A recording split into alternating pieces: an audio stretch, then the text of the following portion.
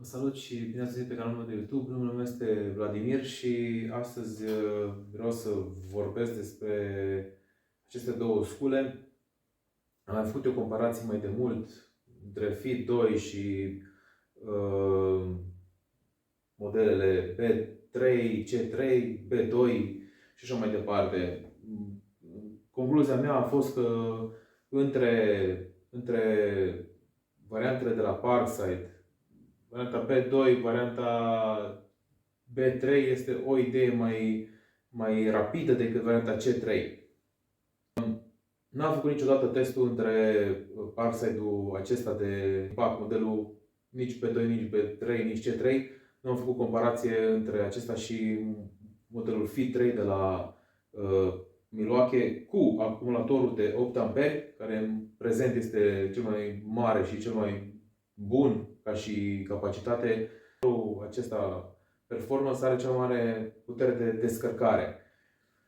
Și atunci hai să-l compar cu un acumulator de la Milwaukee care este tot high output, adică tot nu este cel standard, ci cel cu putere mai mare de descărcare. Bun, deci haideți să vedem care ar fi rezultatul. O să folosesc niște șuruburi de 8 ori 140.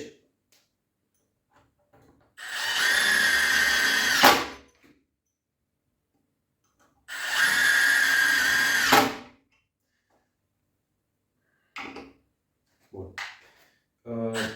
Este în viteza 3. Este încărcat. Este plin.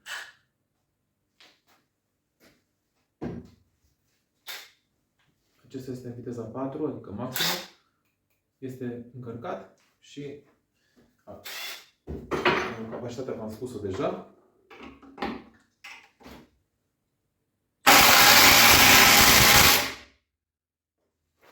Să vedem și la extragere diferență.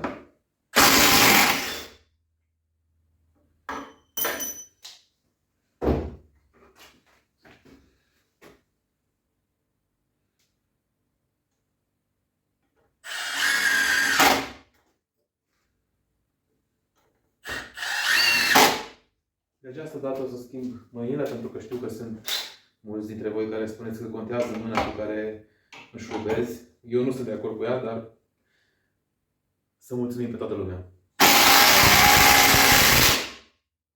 Mie mi se pare că diferența a fost cam egală. Totuși să vedem și diferența, dacă rămâne diferența, clar nu va fi la fel de mare diferența, dar haideți să vedem cum se comportă dacă schimbăm acumulatorul, punem unul de 5 A glass.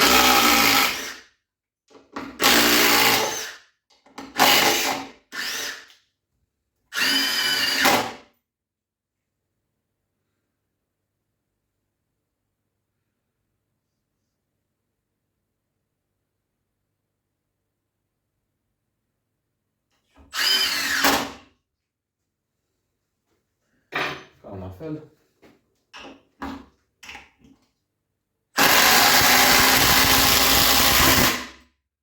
Deci, cu acumulator de 5 A s-a văzut diferența.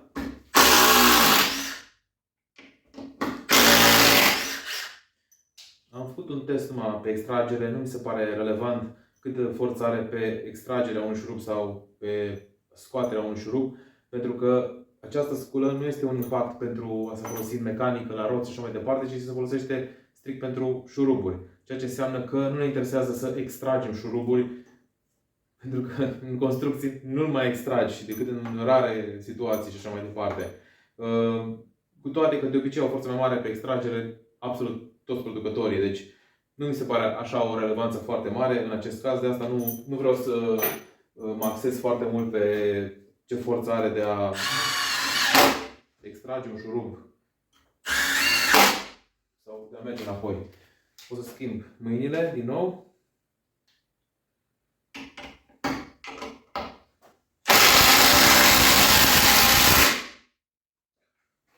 Deci cam aici se pare că a mers o idee mai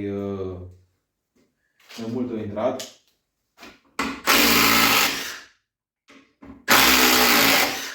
Și haideți să vedem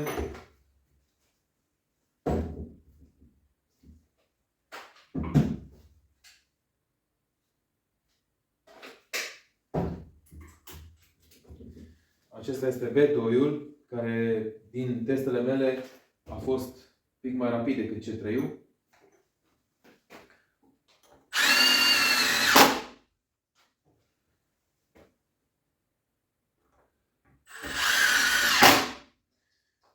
Haideți să facem un pic mai...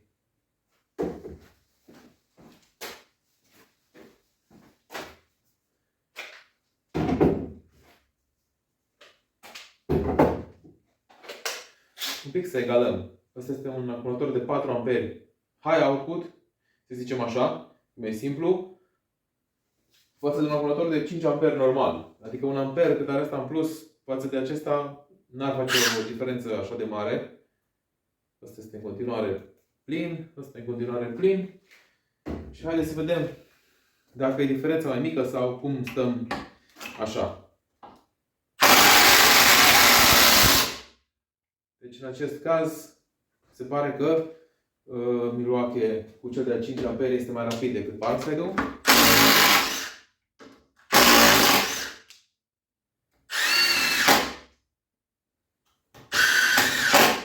Schimbăm mâinile.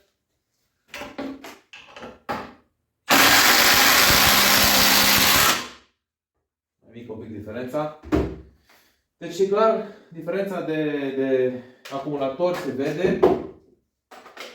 Am să pun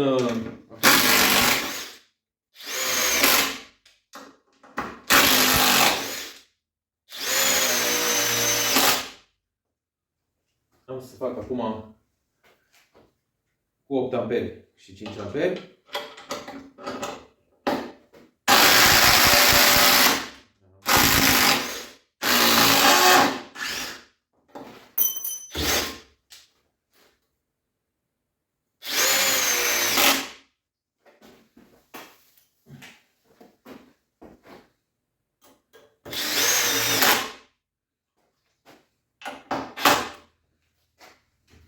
Am să fac acum cu 8 amperi versus 5 amperi.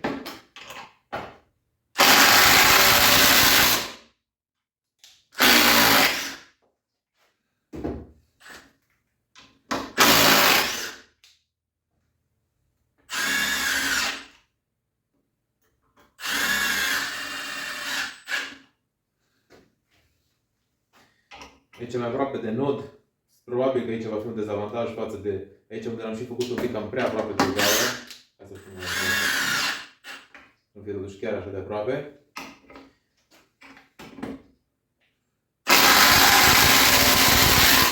Cum mă așteptam. Asta a mers un pic mai repede.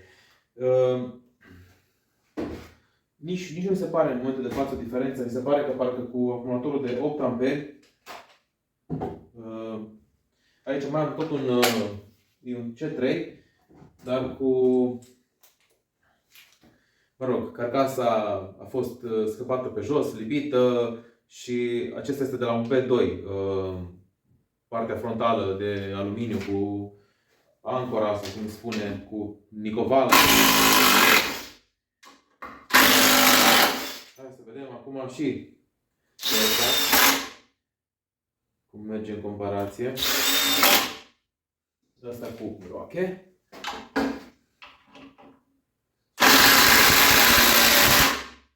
Da.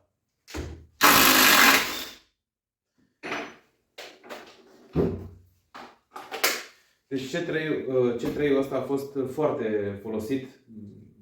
N-aș vrea să folosesc termenul abuzat, în sensul că n-am fost abuzat, dar l-am folosit, zic eu, destul de intens și mi se pare că față de când a fost nou, merge mai bine decât mai rău. Adică dacă ar fi să observ așa o diferență, din cauza că mecanismele probabil nu mai sunt așa de închegate. Mie mi se pare că o sculă uzată, din punct de vedere electronic, nu se schimbă nimic, iar din punct de vedere mecanic, în anumite piese care capătă uzură, se mișcă poate mai cu ușurință, nu știu.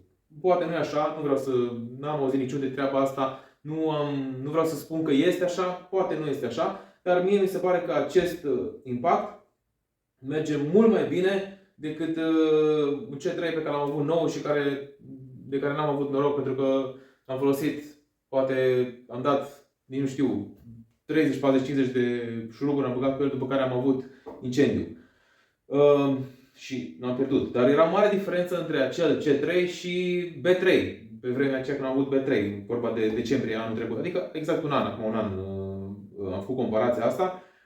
Între timp n-am mai putut să găsesc B3, am cumpărat doar un B2, care din câte știu eu nu este nicio diferență între B2 și B3 din punct de vedere al mecanismului și al modului în care e făcut, doar diferă placa care are altfel făcută și are Bluetooth pe acea placă și diferă culoarea LED-urilor și așa mai departe. În rest este 1 la 1 cu B3. Deci diferența între B2 și B3 este și făcută de Compernas și B2 și B3. C3 este făcut de Grizzly Tools și acum a apărut modelul C4 care încă în România nu a apărut. Am înțeles că trebuie să apară peste o săptămână și nu știu nimic despre el. Bun, ca și idee, asta am vrut să fac. Eventual, hai să mai fac încă o comparație între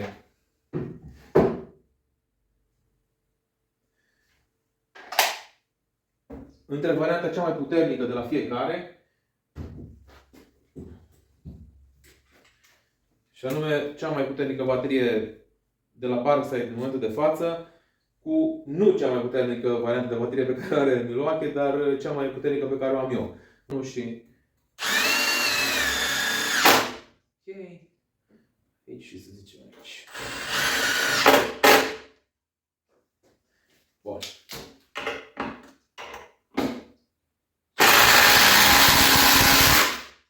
Deci, diferența mi se pare destul de constantă. Bun, deci cam atât am avut eu de spus despre treaba asta și astea sunt testele pe care le-am făcut eu în clipul de astăzi. Dacă vă place conținutul meu, puteți să mă urmăriți și dați un subscribe și semnul de clopoțel ca să fiți notificați cu tot ce postez. Mulțumesc!